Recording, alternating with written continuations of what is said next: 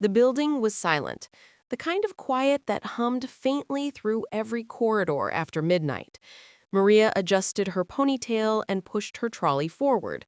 The faint scent of coffee and late-night exhaustion lingered, the familiar perfume of overtime London offices.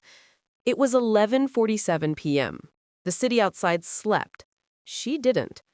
She moved through the glass corridors of Glenstone Technologies, a company whose success stories she'd only ever overheard while wiping its fingerprints away. The floors gleamed, the offices glowed, and Maria, with her mop and gloves, passed through it all like a shadow that never left a mark. For 4 years she had worked here. No one really saw her, not the executives who left coffee rings on their meeting tables, nor the interns who avoided her in the lift. To them, she was part of the background, dependable, invisible, replaceable. But tonight felt different. The air carried a strange restlessness. The light in the boardroom was still on, and voices slipped through the half-open door, sharp, anxious, brittle. "We're losing millions every week, James. If we don't fix the system before Monday, it's over." Maria paused. Her mop halted mid-air. She shouldn't listen, but something in their voices, that mix of panic and pride, drew her closer. She stepped quietly, peeking through the narrow gap. Inside, suited figures sat around a glowing screen. Numbers blinked in red. Lines of code scrolled endlessly. Graphs, errors, crashes. She didn't understand everything, not anymore, but enough to recognize chaos. She had once known that world well. Years ago, before life turned practical and unkind, she'd studied computer science at university. She used to love it, the clean logic of code, the way problems could be solved by pure thought. But life had rewritten her plans. She'd exchanged code for cleaning cloths, deadlines for dinner plates. Now, staring at those flashing numbers, a long-forgotten instinct stirred. Something in the data looked wrong, repeated, out of rhythm. Maria frowned, her hand tightening around the mop. She felt a strange ache of recognition. Then the boardroom door opened with a rush of air. A man in a suit stormed out, muttering into his phone. Ridiculous. How could this happen? He almost walked straight into her. "Sorry," she said softly, stepping back. He didn't hear her. Maria turned to leave, but the thought wouldn't let go. The numbers, that pattern. It wasn't random. She was sure of it.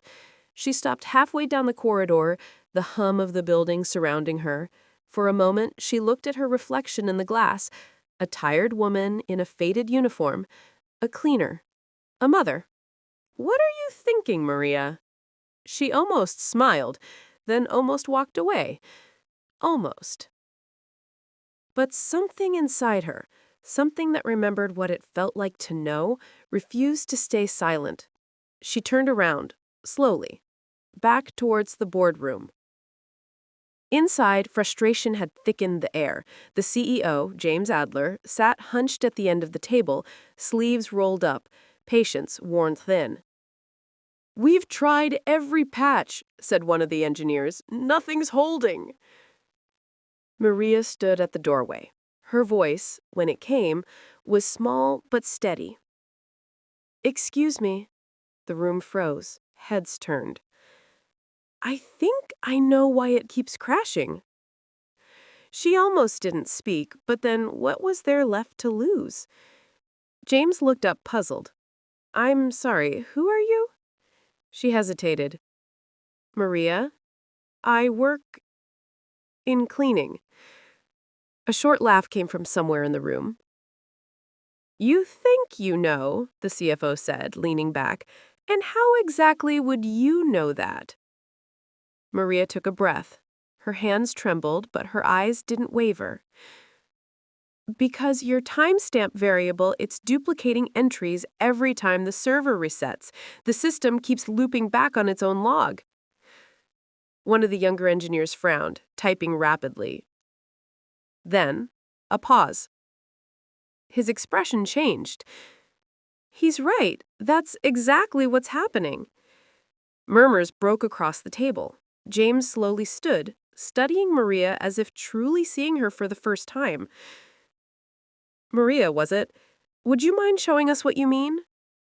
For a heartbeat, she froze. She looked down at her gloves, the faint smell of bleach rising from her palms. Then she nodded. As she walked toward the glowing screen, every eye followed her. The air seemed to shift, the quiet kind of change that happens before everything else does.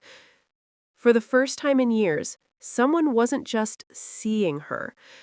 They were listening. The room held its breath. Even the hum of the servers felt cautious, as if waiting to see what this quiet woman would do. James Adler gestured toward the chair. "Please, sit." Maria hesitated. The leather sighed beneath her as she sat. Too soft, too foreign.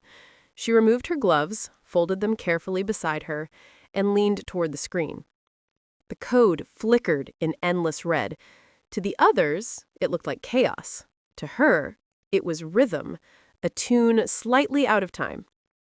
"You said it loops?" one engineer asked. Maria nodded. "Yes, each time that timestamp resets, it duplicates. The system's not crashing, it's reliving the same second over and over." She began to type, her fingers moving with forgotten fluency. Commands fell into place, warnings disappeared line by line. The room, still and wide-eyed, watched a janitor rebuild their digital heart. James leaned closer. "Can you isolate it?" Maria gave a small, certain smile. "Already did." The final error light blinked out. A soft chime echoed. "System stable." Silence. Then a low gasp. "It's fixed?" whispered someone. Maria exhaled. A tremor of relief. "Temporarily. You'll need to restructure that sequence, but it won't crash again tonight." James straightened, disbelief giving way to admiration. "You just solved what a full team couldn't fix in a week." She looked down, shyly. "It's just logic, sir. Sometimes people stare so hard they stop seeing." The CFO muttered something about luck, but James ignored him. He reached out his hand. "Maria, thank you." She shook it.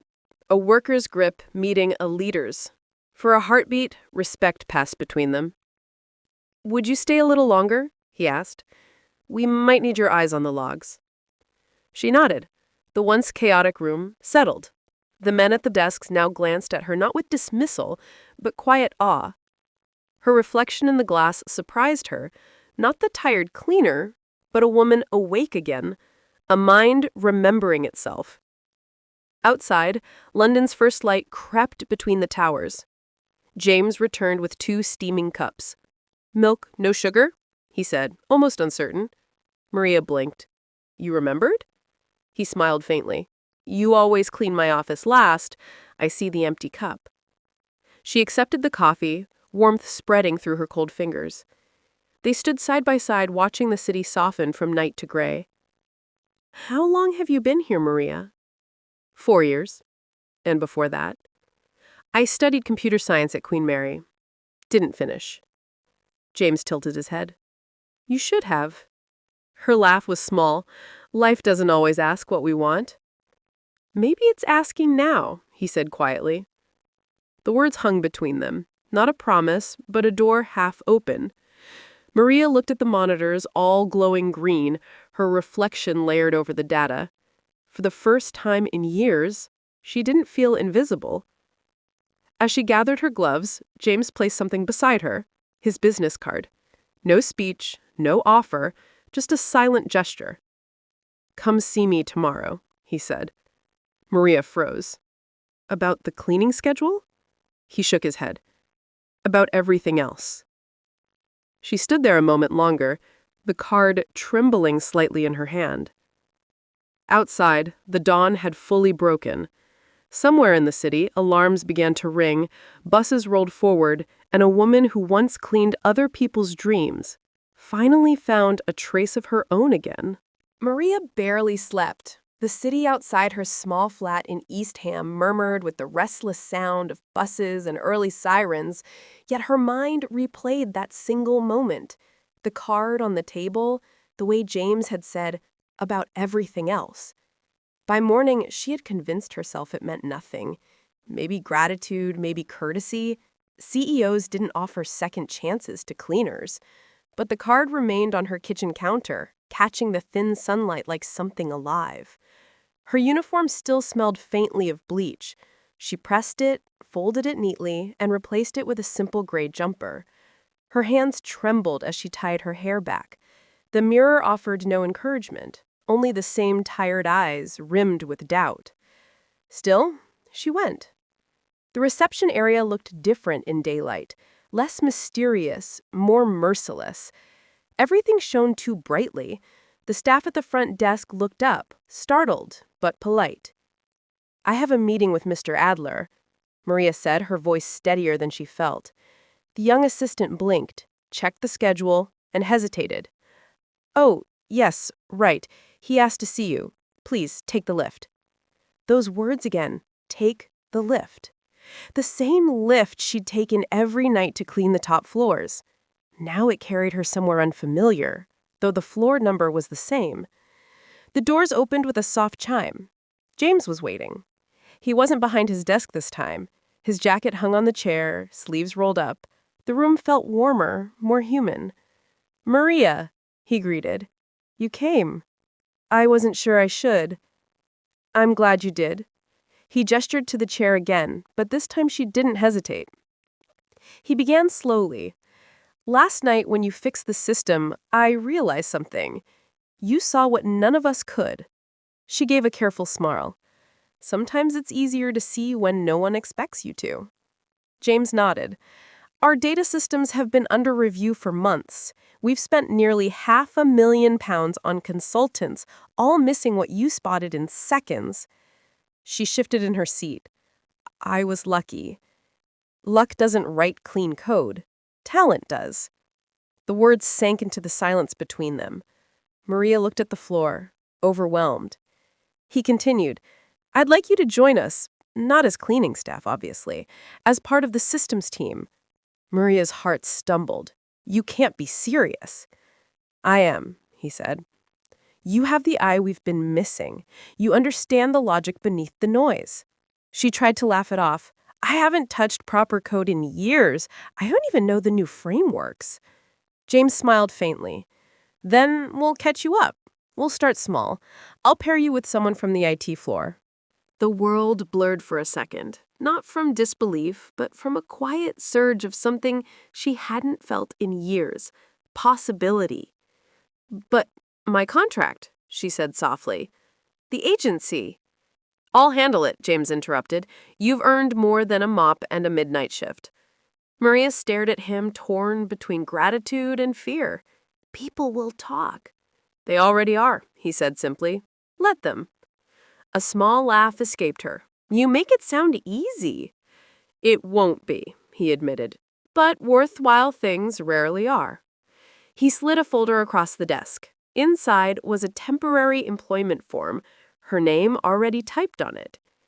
"Think of this as a trial month. Prove me right." She traced her fingers over the paper. For a long time, she said nothing. Then quietly, "What if I fail?" "Then at least you tried for yourself," he replied, "not for survival." That struck her deeper than she expected. For years, everything she'd done had been for someone else. Her son, the bills, the rent. Trying for herself felt almost selfish, almost forbidden. She finally met his eyes. "When do I start?" "Today, if you like." Hours later, Maria found herself sitting at a desk she once cleaned. A borrowed laptop hummed before her. The other engineers glanced curiously, but said nothing. James had already briefed them. She placed her hands on the keyboard, fingers uncertain but eager, like touching an old friend. Lines of code filled the screen. Symbols, logic, rhythm.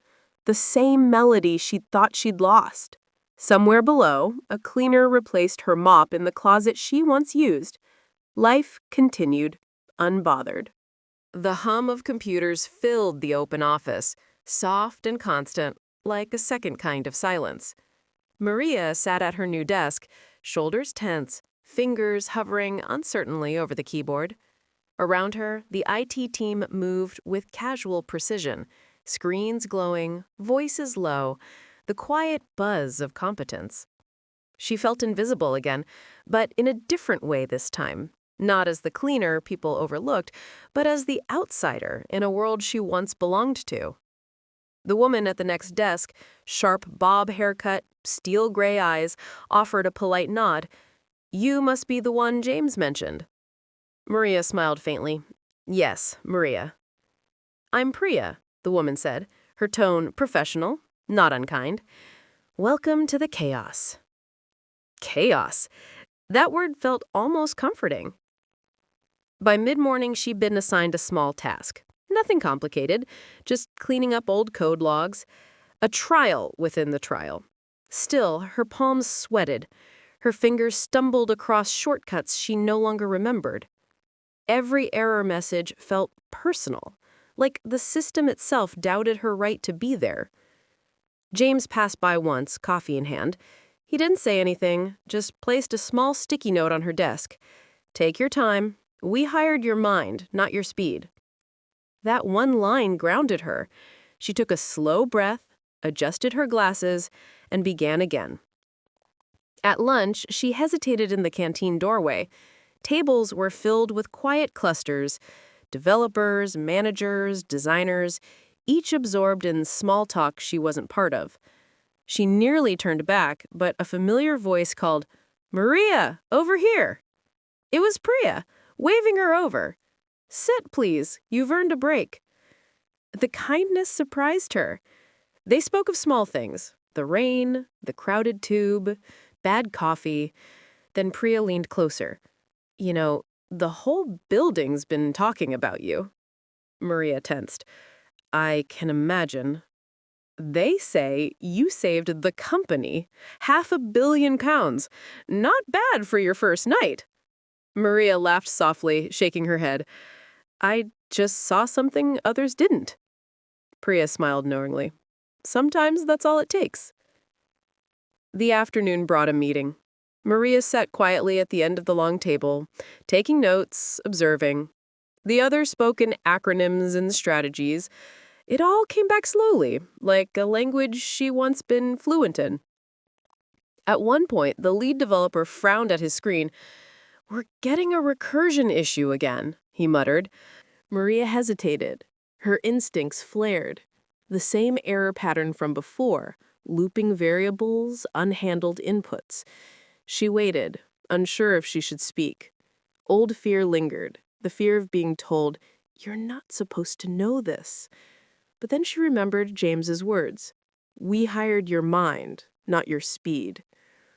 "Excuse me," she said softly. "If you reset the dependency path and isolate the timestamp log, it might stop looping." The room fell quiet. The developer glanced at her, then tried it. A few seconds later, the error vanished. "Well," he said, looking mildly impressed, "that's one way to do it." A few chuckles followed. No applause, no drama, just quiet acknowledgement. But to Maria, it felt like standing under sunlight after years of shadow. When the meeting ended, she stayed behind to tidy her notes. James approached, leaning against the doorway. "You handled that well." "I wasn't sure if I should say anything," she admitted. "You did," he said simply. "That's what matters." She smiled faintly. "They probably think I'm some charity hire." "Then prove you're not," James replied. His tone wasn't harsh, just honest. "You don't need them to believe in you. Just the results." As evening crept over London, the office slowly emptied. Maria lingered, tidying her workspace, saving her files. The reflection in the monitor showed a woman still uncertain, yet stronger than the night before. She walked past the janitorial closet, the same one that once held her mop and gloves. The door was open, the faint smell of bleach drifting out. She paused. Then quietly, she closed the door. Not out of shame, but closure. Outside, the city glowed in soft amber light. A drizzle had begun, fine and steady. Maria pulled her coat tighter and stepped into the damp air, her heart oddly light. Tomorrow would bring more challenges, whispers, doubts, maybe mistakes. But for the first time in years, she didn't feel small. She felt becoming. Somewhere deep inside, beneath the years of silence, something was waking. Not confidence yet, but its quiet, stubborn beginning. By the end of her first week, Maria had stopped waiting for kindness. The stares were polite, the smiles professional, but beneath it all lingered something colder. Whispers paused when she entered a room. Screens were tilted away, hushed tones replaced with sudden silence. She told herself it didn't matter. She had expected it, after all. People didn't like reminders that brilliance sometimes came wearing rubber gloves. Still, the distance stung. Priya remained kind, though even she had become quieter, careful. "Don't take it personally," she said once, when Maria found her alone in the kitchenette. "People don't know what to do with stories that don't fit their boxes." Maria smiled wearily. "I've never been very good at fitting in." Priya sipped her tea. "Maybe that's why you see what others miss." At home, the flat felt smaller now, or perhaps she'd grown bigger. Her son, Leo, sat at the kitchen table, frowning at his homework. "Maths again?" Maria asked, dropping her bag on the chair. He nodded without looking up. "It's boring." She laughed softly. "Everything's boring until it makes sense." He glanced at her. "You sound like you actually like numbers." "I used to." Then, after a pause, "Maybe I still do." Leo looked up, curious. "Mom, are you really working with computers now? Like, properly?" She hesitated, then smiled. "Yes, properly." His grin was small but proud. "Cool." It was the first time in years she'd seen that look in his eyes, admiration without pity.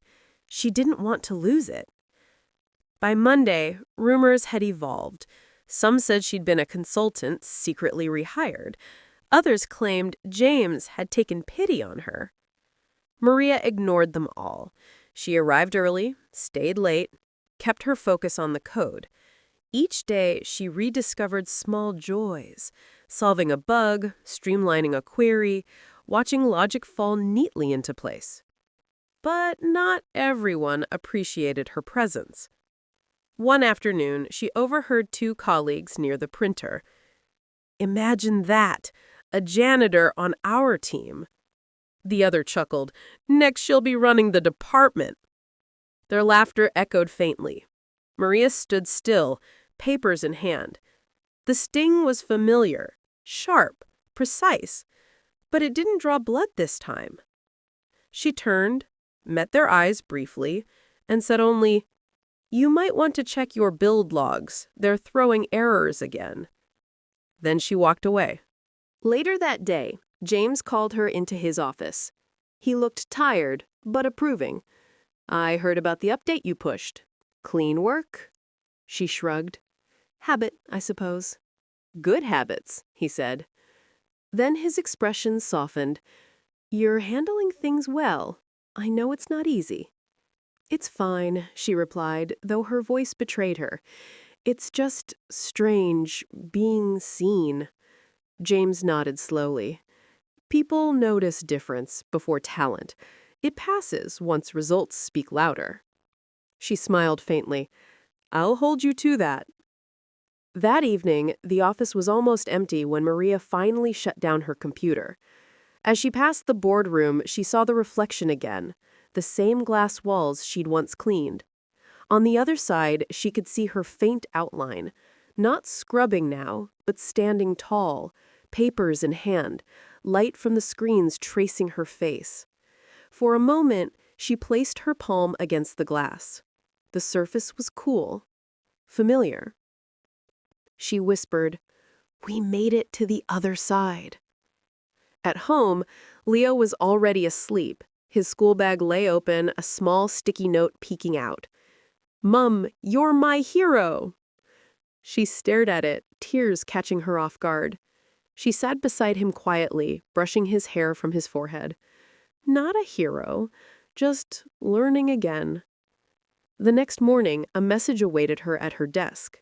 Handwritten, no name, no signature. It read, "You belong here. Don't let them make you forget." Maria smiled. She didn't need to know who had sent it. For the first time, the building didn't feel cold. The hum of machines sounded almost kind. She rolled up her sleeves, opened her laptop, and began typing, not just fixing lines of code, but quietly rewriting the lines of her own life. The morning began with rain, the fine, persistent kind that made London shimmer like glass. Maria watched droplets race down the bus window, each one distorting the city lights into trembling reflections. She clutched her laptop bag tightly. Today wasn't just another day. Today, she had to speak. James had called her into his office 2 days ago. "There's a board presentation on Friday," he'd said. "We're reviewing system performance, and I want you to present your section."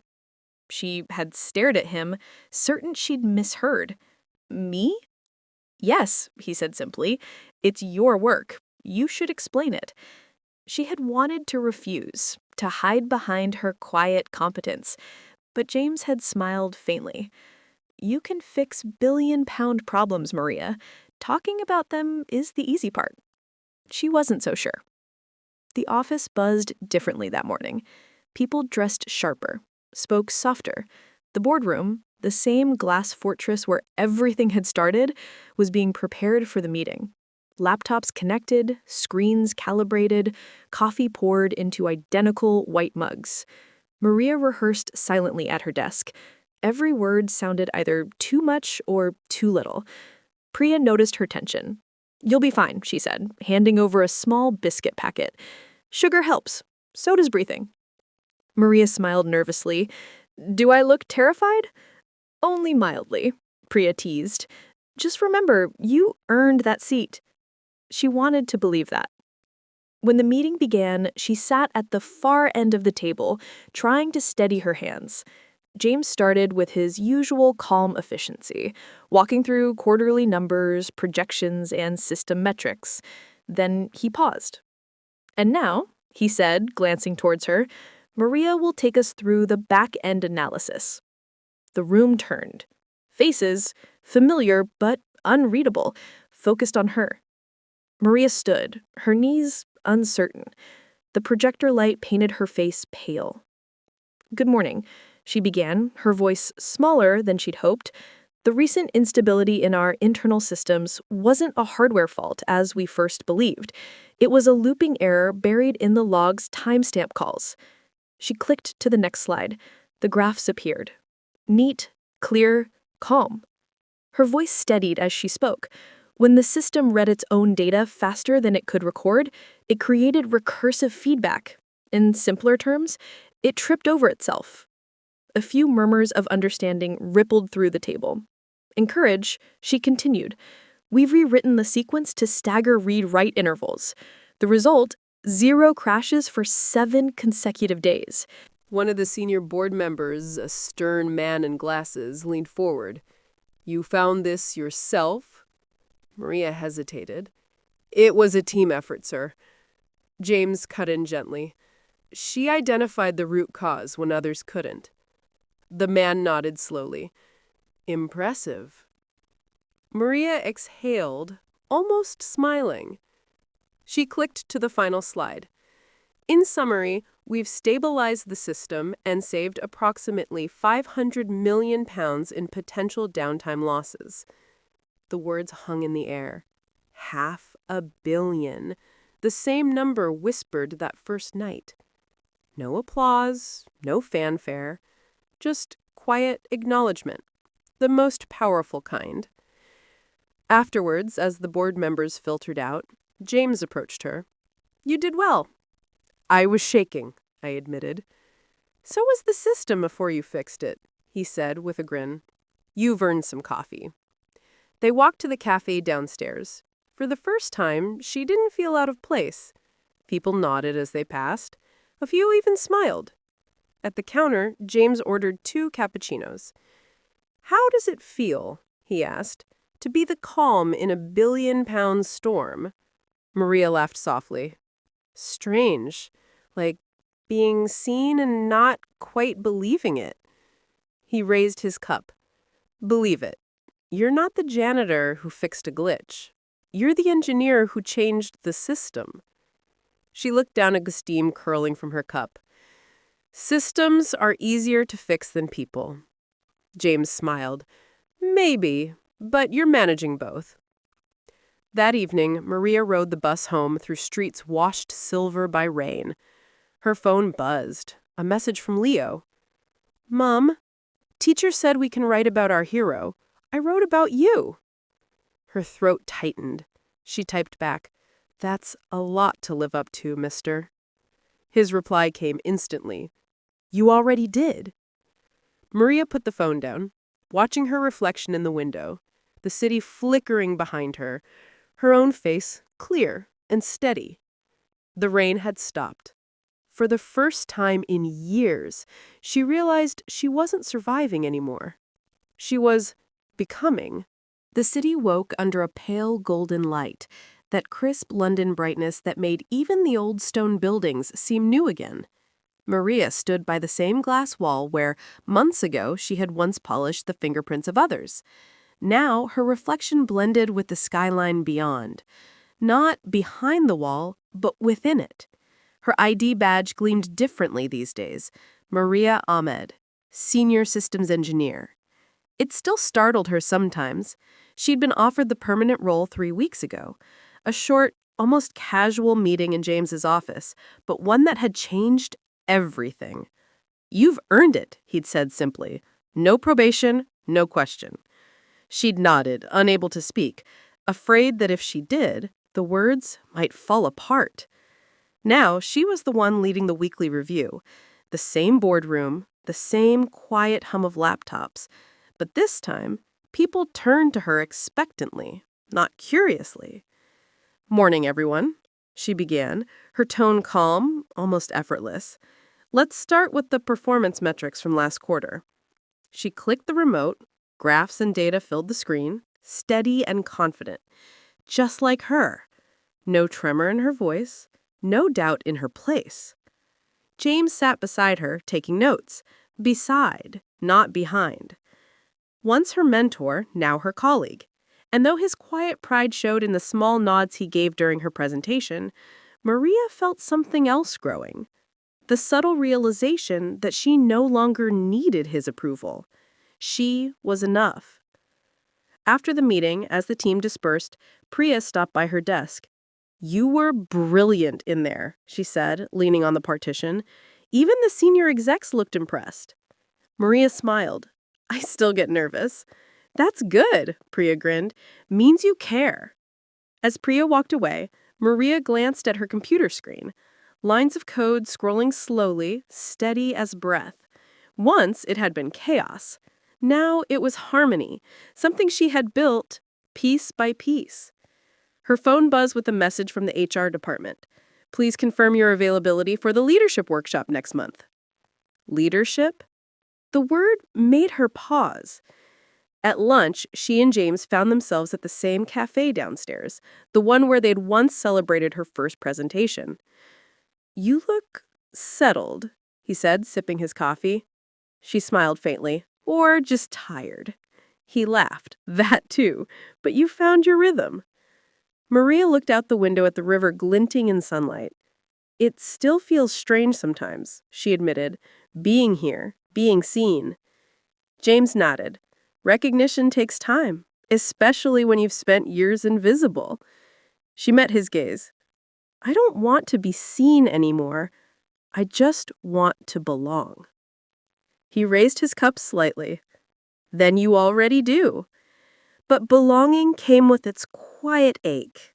There were evenings when she sat at her desk long after everyone else had gone, watching the city lights blur through the glass. She would think of Leo, of dinner plates waiting, of homework spread across the kitchen table. Success had a price, and it was measured not in exhaustion, but in absence.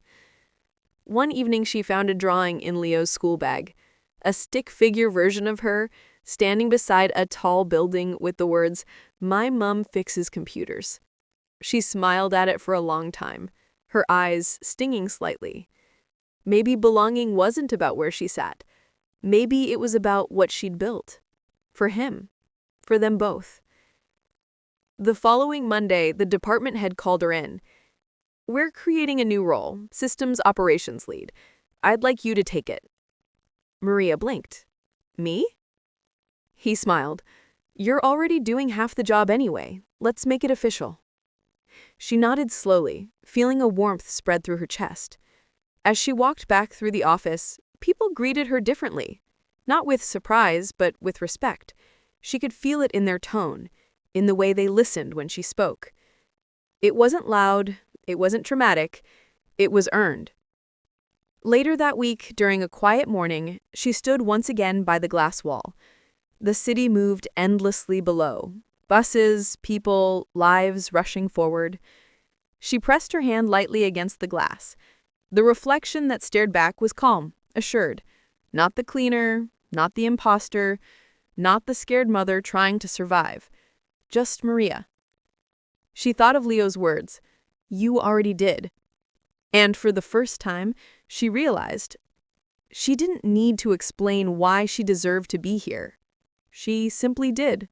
The glass still felt cool beneath her palm when her phone buzzed. An email, bold subject line glowing. International offer, Global Systems Division. Maria stared for a long moment, her reflection caught between the city skyline and the small screen. She opened it slowly, heart steady but deep. They wanted her in Singapore. A 2-year contract, senior position, full relocation. The kind of offer people built their whole lives for. Her breath caught. This was everything she had worked toward. The recognition, the trust, the proof. But then another thought arrived quietly. Leo. Her world tilted. That evening, the smell of pasta filled the kitchen. Leo sat at the table, headphones on, sketching on his tablet. The lamp cast half his face in shadow, the softness gone, replaced with teenage edges. "Dinner's ready," Maria said, placing the plates down. "Thanks, Mom." He didn't look up, twirling the fork absently. "How was school?" "Fine." The silence between them stretched. Once easy, now brittle. Maria swallowed. "I got an offer. A new job." Leo looked up. "Here?" "In Singapore." The fork froze. "Would we move there?" She nodded gently. "It's a big opportunity. It could change everything." He stared at the plate. "I don't want to go." "Why?" "My friends are here, school's good, and—" His voice thinned. "Dad's grave is here." The words landed quietly, but heavy. "I know," she whispered. He looked up, eyes bright. "You always say we're building a future, but what if it's not the one I want?" Maria blinked, unable to speak. Later that night, Leo slept with one arm over his head, sketches scattered across the desk. One drawing caught her eye. Her, standing by a glowing computer screen. Him beside her, older, taller. At the top he'd written, "Me and Mum, fixing things." She smiled faintly. Maybe that's what she'd been fixing all along. Not systems, but the fragile threads holding them together. Next day, James found her quiet at her desk. "You look far away," he said. Maria hesitated. "I've been offered an international post." He whistled softly. "Congratulations." "Thanks, but Leo's here. He's just settling." James nodded slowly. When I was your age, I got an offer in Dubai. Big salary, new life. My wife had just had our first baby. Maria looked up. I turned it down, he said simply. Took me years to realize it wasn't failure. It was choosing who I wanted to be needed by. Their eyes met. Not pity, just understanding. She smiled faintly. That's exactly it. That night, the cursor blanked on the email draft. The flat was quiet, city hum beyond the glass. She typed slowly. Thank you for the offer. After careful thought, I've decided to remain with my current role. My son and I are building something here that still needs me. Before clicking send, her reflection in the window merged faintly with Leo's photo on the shelf. A soft blur of two lives, aligned. Click. It didn't feel like surrender. It felt like peace. Days later, morning sunlight spilled into the kitchen. Leo slurped his noodles with a grin. Dinner's on me tonight. Science project made it to regionals. Maria laughed. Proud of you. He handed her chopsticks with a mock bow. Proud of you too, Mum. She smiled, warmth rising quietly in her chest. As she glanced at the window, her reflection looked back, calm, steady, whole. The woman who stood outside the glass now lived beyond it. Success, she realized, wasn't always about leaving.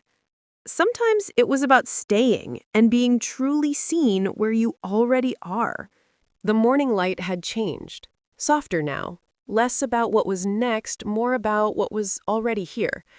Maria walked through the office corridor, no longer with the quiet caution of a visitor, but with the steady confidence of someone who belonged. She paused by the glass wall, the same one that once held her reflection like a secret. Now it framed her world. Inside the meeting room, a young woman was setting up a laptop, nervous hands fumbling with cables. Maria smiled. Take a breath, she said gently. They're people, not dragons. The girl looked up, relieved. Thanks, first presentation. Maria nodded. I remember mine. She didn't add, I was wearing cleaning gloves then. Some stories didn't need to be told. They could be lived quietly in the background, shaping every kindness that followed. Months had passed since she turned down the international offer. There were still long nights, still deadlines, and spills of coffee, but something had shifted. Her world no longer felt like a waiting room. James had retired, and when the board asked Maria to lead a mentoring initiative for young women in tech, she didn't hesitate. The program wasn't glamorous, just a few desks, a corner of the office, and women who reminded her of herself, uncertain, brilliant, half convinced they didn't belong. Maria watched them work, the same hum of late-night effort filling the room. Once, she leaned over a desk to correct a line of code and caught her own reflection in the dark window. Older now, softer, stronger. She smiled. At home, Leo was growing fast, taller, louder, more curious. His drawings had turned into designs, his science project had made it to regionals, and he just received a small scholarship letter in the post. He walked into the kitchen, waving it proudly. Mom, I got it! You did? He grinned. Top 3 in the city. They want me for the next round. She wrapped her arms around him, laughter bubbling from somewhere deep. That's amazing, Leo! He pulled back, still smiling. Guess all those late nights watching you fix stuff rubbed off on me. Maria looked at him for a long moment. You fixed me first. He blinked. What? Never mind. She ruffled his hair. Now go change, we're celebrating. That weekend, the mentoring team hosted a small event. Women Who Build, a quiet celebration of the new program. Maria stood near the back, watching the young interns share their stories. One of them, nervous but glowing, said into the mic, When I joined, I thought I was too late. But Maria told me, you're never too late if you start believing you can build something. The room applauded softly. Maria felt her throat tighten, not from pride, but from recognition. She had once been that girl, late, uncertain, invisible. Now, she was the one making space for others to be seen. As the event ended, she stepped outside into the cool London dusk. The city lights blinked across the Thames, reflections dancing like quiet promises. Her phone buzzed. A message from Leo. "Dinner's ready. Don't be late. Chef's orders." She smiled, typing back, "On my way." Later, as she walked home, she passed the office building, the one where it all began. Through the glass, she could see the cleaners moving quietly, mops gliding under fluorescent lights. She paused, hand brushing the cold pane. A woman looked up from inside, younger, tired, headphones in. Their eyes met for a fleeting second. Maria smiled softly and mouthed, "Keep going." The woman gave a small, uncertain nod. Maria turned away, the sound of the city wrapping around her like a heartbeat. That night, Leo's laughter echoed through the small flat as he described his project in too much detail. Maria listened, not to the words, but to the rhythm, the hum of a home rebuilt, one choice at a time. She looked out the window at the city that had once been cruel and vast. Now, it felt like hers, imperfect, but earned. For the first time in a long time, she wasn't chasing something distant. She was living the life she'd built. And that was enough. Success, she thought, isn't about rising higher. It's about lifting what matters and watching it grow. The kettle hissed in the small kitchen, steam curling into the quiet morning. Maria poured herself a cup of tea, her movements slow, steady, the kind of calm that only comes after years of storms. Leo's room was half empty now, boxes stacked by the door, posters folded, desk cleared. He was leaving tomorrow. University, a new city, a new life. Maria stood by his door, the weight of time sitting softly on her shoulders. How do you pack 18 years into a goodbye? On his desk, there was a small envelope, her name written on it, Mom. The handwriting was familiar, but older now. Sure. She hesitated, then sat on his bed, unfolded the letter, and began to read. Dear Mom, I know I'll probably call you tomorrow morning anyway, and you'll tell me to eat properly and not skip breakfast, like always. But there are things I can't say face to face because I'll either make a joke or cry halfway through, so I wrote this instead. When I was little, I used to think you were just unstoppable. You worked, cooked, fixed, showed up. Always. It looked easy, like magic. But I remember the nights too. The tired eyes, the quiet sighs when you thought I was asleep. And I think that's when I really started learning from you. Not when everything was perfect, but when it wasn't. You never ran away from life. You stayed. And in staying, you taught me something no book ever could. That strength isn't loud. It's quiet. It's the hand that holds, even when it's shaking. People say I'm brave for leaving, but the truth is, I learned bravery from watching you stay. If one day I ever build something good, it'll have your fingerprints all over it. Because everything I am started with you. Thank you, Mom, for every yes, every no, every night you chose us over yourself. For being unbreakable, not because life didn't hurt, but because you refused to stop loving through it. I'll make you proud. Love, Leo. Maria's hands trembled slightly as she folded the letter. Tears came, but softly. Not from pain this time, but peace. She walked to the window, mug still warm in her hand. The city stretched wide below, its noise muted by distance. In the reflection of the glass, she saw herself. Older, gentler, and behind her, Leo appeared carrying one last box. Their eyes met in the glass. He smiled, shy and strong, like his mother once was. For a moment it felt like time had folded. The cleaner, the manager, the mentor, the mother, all standing in one reflection, all still here. Maria turned and said quietly, "Ready?" Leo nodded. "Yeah." She took a slow breath. "Then go. The world's waiting." He leaned down and hugged her tight, the kind of hug that says everything words can't. And when he stepped out the door, sunlight caught his face. Same calm eyes, same unbreakable steadiness. Maria stood there for a moment longer, her reflection blending into his as the door closed. That evening, she found herself back at the office, the program she'd built still running strong. The interns were chatting, laughing, learning. One of them looked up.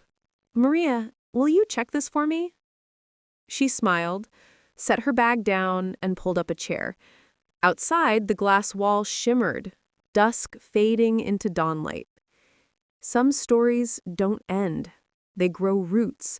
They pass through hands, through hearts, through quiet mornings, until one day you look up and realize you became the person you needed once. Maria looked at the reflection again, but this time she wasn't alone. If Maria's story touched your heart, don't forget to subscribe to Unbreakable Mom and press the B bell icon so you never miss another story of courage, love, and quiet strength.